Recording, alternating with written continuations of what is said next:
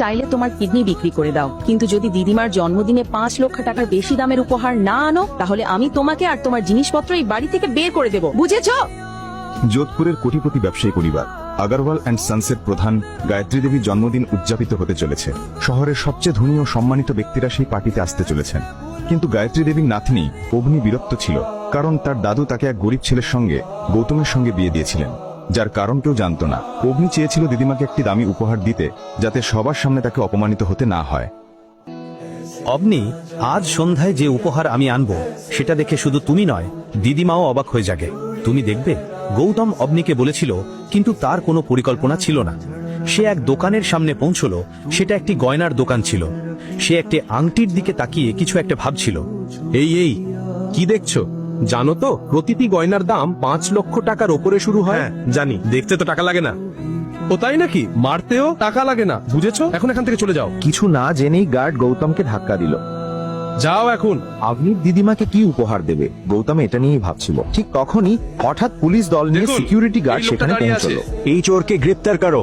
কি হলো inspector sir? Sir, এই লোকটাই দোকানের বাইরে দাঁড়িয়েছিল। আমি শুধু দোকানের বাইরে দাঁড়িয়েছিলাম, আমি কোনো চুরি করিনি। চলো থানায়, সব বের হয়ে যাবে। পুলিশের লাঠির সামনে তুমি সত্যিই বলবে। এই অল্প সময়ের মধ্যে তার কাছে আংটি দিলে চুরি করার পর। ইন্সপেক্টর স্যার, আমি কিছুই করিনি, দয়া করে আমাকে শুনুন।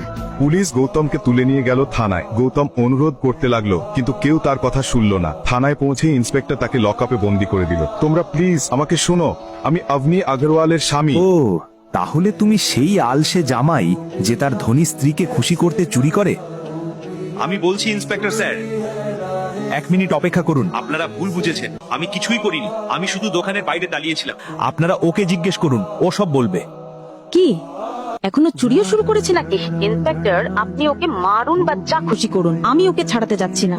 এখন গৌতম নিজেও বুঝতে পারছিল না সে কিভাবে লকআপ থেকে বের হবে। ওখানকার ইন্সপেক্টর তার একটাও কথা শুনতে চাইছিল না, বরং জোর করছিল যাতে গয়নার দোকান থেকে চুরি হওয়া আংটিটা তার কাছ থেকে উদ্ধার করা যায়। সে একটা মোটা লাঠি হাতে নিল গৌতমকে মারার জন্য। ঠিক তখনই ইন্সপেক্টর, স্টপ ইট।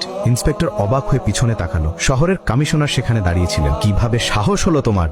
তুমি কি তোমার চাকরি আর ইউনিফর্মকে ঘৃণা করো? উনি একজন চোর স্যার। আমার এই ইন্সপেক্টরের কারণে আমি দুঃখিত। আপনি এখানে অনেক সমস্যার সম্মুখীন হয়েছেন। যা কিছু হয়েছে তার জন্য আমি ক্ষমা চাইছি স্যার। স্যার, উনি তো অকাজের জামাই। তার স্ত্রী আমাকে বলেছে ওকে মারতে। চোর? কিভাবে সাহস হলো তোমার এমন কথা বলার? চাইলে ও 10টা গয়নার দোকান কিনে নিতে পারে, সেই শোরুমগুলির থেকেও বড়, তারপর সেগুলো জ্বালিয়ে দিতে পারে। এটা দেখো। কমিশনার তার ফোনে পুলিশকে কিছু মেসেজ দেখালেন। ওটা দেখার সঙ্গে সঙ্গেই ইন্সপেক্টরের মুখ ফ্যাকাশে হয়ে গেল। সে গৌতমের পায়ের কাছে পড়ে ক্ষমা চাইতে লাগলো। মাফ করে দিন, দয়া করে মাফ করে দিন। স্যার, আমি আপনাকে বাইরে পর্যন্ত পৌঁছে। শুধু সাবধান থাকবেন, আমার পরিচয় যেন কেউ না জানে, আমার স্ত্রীও না। জি, এই কথা বলেই গৌতম সেখান থেকে বেরিয়ে গেল। আসল সত্যিটা কি? কেন কমিশনার পর্যন্ত ওর সামনে মাথা নত করলো?